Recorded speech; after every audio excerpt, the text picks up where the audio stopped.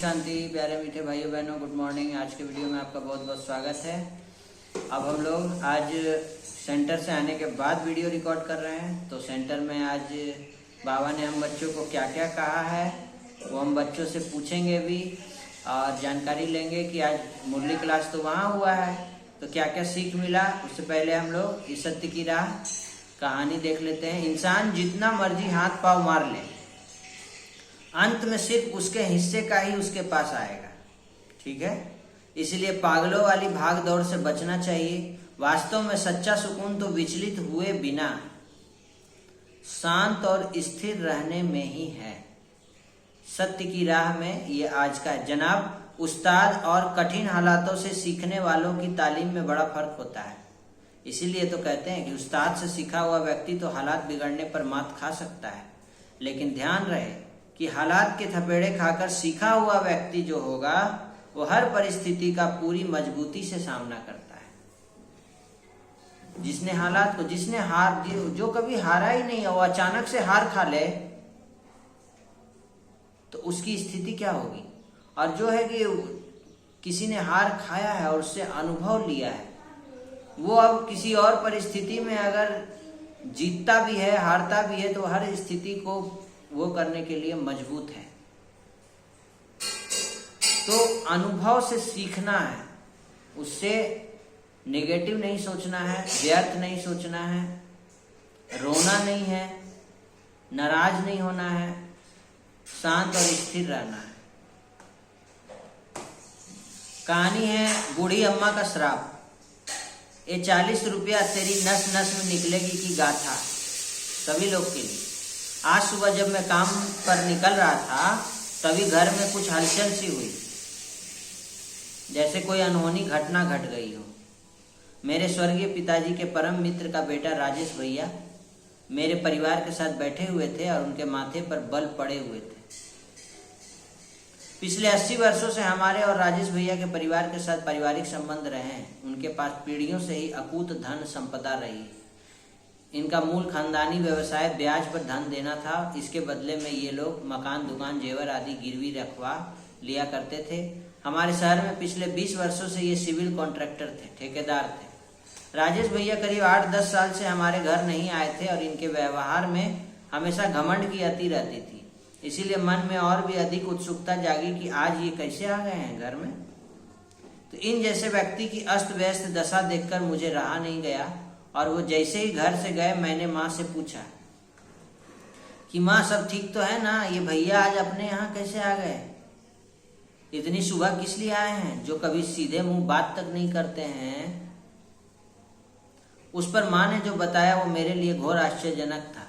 राजेश भैया पिछले 5 सालों में शेयर बाजार में बुरी तरह बर्बाद हो गए हैं और करीब 20 करोड़ रुपए स्वाहा हो गए हैं।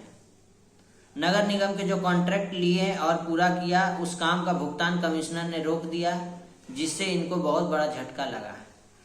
बाकी कामों को पूरा करने के लिए इतने बड़े सेठ को बाजार से सूदखोरों से 40 लाख रुपए लेने पड़े और अब वो 40 लाख रुपए का ब्याज बढ़ते बढ़ते 70 लाख हो गए हैं। अब इनके पास खाने के लिए पैसे भी नहीं बचे और इसलिए अपने आलीशान बंगला, जो शहर की सबसे धनाढ्य बस्ती में है, बेचना पड़ रहा है। मुझे एक झटका सा लगा, लेकिन माँ ने जो आगे बताया वो और भी बड़ा झटका था, जिसने मुझे ये सब लिखने पर मजबूर कर दिया है। माँ बता रही थी कि आज से लगभग 50 वर्ष पहले एक गरीब बूढ़ी महिला ने राजेश भैया के पिताजी से 40 रुपए उधार लिए थे और उसकी एवज में अपनी चांदी की मोटी पायल, झुमके, चैन आदि इनके पास गिरवी रखी थी। वो बूढ़ी माँ ने खून पसीना एक एक करके 3-4 सालों में 40 रुपए ब्याज सहित चुका भी दिए। लेकिन इनके पिताजी के मन में चोर समा गया और बूढ़ी अम्मा को झूठे हिसाब किताब बताकर जबरन ब्याज बढ़ाते रहे और उसके जेवर देने से मुकर गए। कुछ महीनों के संघर्ष के बाद वो बूढ़ी अम्मा थक गई। हमारा निवास पास में ही था और मैं भी नई तेरे पापा के साथ शादी करके आई थी। उस दिन वो बूढ़ी अम्मा उनके घर गई और फूट फूट के रोई। रोते रोते बस एक ही बात बोले जा रही थी कि तेरा सर्वनाश होगा, मेरे 40 रुपए तेरी नस नस से निकलेंगे। इतनी बद्दुआ मिली थी उस सेठ को। नहीं चाहिए मेरे को तेरे जेवर, तू रख, अब यही तेरी तबाही का कारण होंगे। और कुछ दिन वो बूढ़ी अम्मा इस दुनिया से चल बसी। वो 40 रुपए थे जो आज 50 वर्षों में 40 लाख मूलधन प्लस 30 लाख ब्याज होकर 70 लाख हो गए थे। इन 70 लाख की वजह से तेरे राजेश भैया को जीते जी मरने वाली हालत हो गई। बेटा, मैं ये सब सुनकर अवाक रह गया। बेटा बोला, आज तक सुना था कि ऊपर वाले की लाठी में आवाज नहीं होती, मगर आज मेरे सामने सब कुछ प्रत्यक्ष था। ऊपर वाले की अदालत में न्याय है, देर है पर अंधेर नहीं है। ओम शांति। आप सबका दिन शुभ हो। आज की कहानी से आपको क्या सीख मिला, कमेंट करके जरूर बताएंगे। क्या अनुभव मिला और क्यों राजेश भैया की ऐसी हालत हो गई, जो इतने धनाढ्य व्यक्ति हुआ करते थे, कमेंट करके जरूर बताएंगे। और सब समस्याओं का मूल कारण है परमात्मा से कनेक्शन लूज होना। सब समस्याओं का मूल कारण क्या है? परमात्मा से कनेक्शन लूज होना। मोबाइल का कनेक्शन लूज हो जाएगा तो देखिए बैटरी काम करेगा नहीं, बैटरी चार्ज नहीं होगा। सारा खेल कनेक्शन का है। ये छोटा सा मोबाइल है, लेकिन इसके अंदर कितना कनेक्शन किया हुआ है। वैसे ही शरीर है, तो इस शरीर के अंदर कितना कनेक्शन किया हुआ है। देखिए अंदर में, अंदर की शरीर की जो बनावट है आप देख रहे होंगे। वैसे ही ये आत्मा का कनेक्शन किसके साथ रहता है? परमात्मा के साथ। अगर उसके साथ कनेक्शन टूट जाए, लूज हो जाए, तो क्या स्थिति होगी।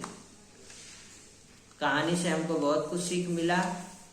उससे सीख लेते हुए आज बाबा ने हम बच्चों को कहा है बेफिक्र बादशाह होने के लिए। बहुत दुनिया में चिंता, फिक्र, टेंशन, तनाव बढ़ता जा रहा है। यही कारण है, विकर्मों के कारण। कर्म नहीं कहिए, विकर्म करके रखे हुए हैं। इतने विकर्म का बोझा 63 जन्मों का बाबा कह रहे हैं सबके माथे पर है। तो इस विकर्मों का बोझा कैसे खत्म होगा? बाबा की याद से। और बाबा की याद में रह करके सदा एक ही संकल्प करना, मैं बेफिक्र बादशाह हूं। और 1 सेकंड में व्यर्थ को खत्म करके बिंदी लगाने का संकल्प करना है। समय को वेस्ट नहीं करना है। समय को कनेक्शन जोड़े रखिए बाबा के साथ। और जितने विकर्म हैं उसको बाबा ने कहा भस्म करके संपन्न और संपूर्ण बनो, तभी साथ में चल सकेंगे और तभी डबल ताजधारी भी बनेंगे, सतयुग की बादशाही मिलेगी। तो ये है आज की मुरली का सार। कहानी से क्या सीख मिला जरूर कमेंट करके बताइएगा। और अभी 2 सेवाएं मुख्य रूप से समाज सेवा प्रभाग के तरफ से बहुत जोर शोर से चलनी है। वो है नशा मुक्ति और ब्लड डोनेशन। तो अगस्त के महीने में ये होने जा रहा है। दादी प्रकाश मणि जी की जो पुण्यतिथि है, उसी के उपलक्ष्य में पूरे भारत में, पूरे विश्व में भी कह लीजिए, ये सेवाएं जोर शोर से चलने वाली है। ब्लड डोनेशंस एंड घर घर को, हर मन को नशा मुक्त करने का संकल्प है। 10 करोड़ का टारगेट लिया गया है, लेकिन जनसंख्या तो अभी 850 करोड़ करीब है सिर्फ भारत, पूरे विश्व की। तो अब इतनी जनसंख्या को प्लेस दिलाना है, अवेयर फैलाना है। तो स्टार्ट स्कूल कॉलेजों से छोटे छोटे बच्चों को अवेयर करके, ताकि इस पीढ़ी को अगर हम ठीक कर दें तो अगली पीढ़ी अपने आप ठीक हो जाती है ना। ये मुख्य लक्ष्य लिया गया है कि हमारा भारत नशा मुक्त भारत, ठीक है, हमारा विश्व नशा मुक्त विश्व। एक शुद्ध, एक सतयुगी आदि सनातन देवी देवता धर्म, सत्य सनातन धर्म की स्थापना का कार्य भगवान कर रहे हैं। ओम शांति। आज की वीडियो में इतना ही, कल मिलते हैं। बाय। सबका भला हो, सब शांत रहे, सुखी रहे, निरोगी रहे, नशा मुक्त रहे। बाय।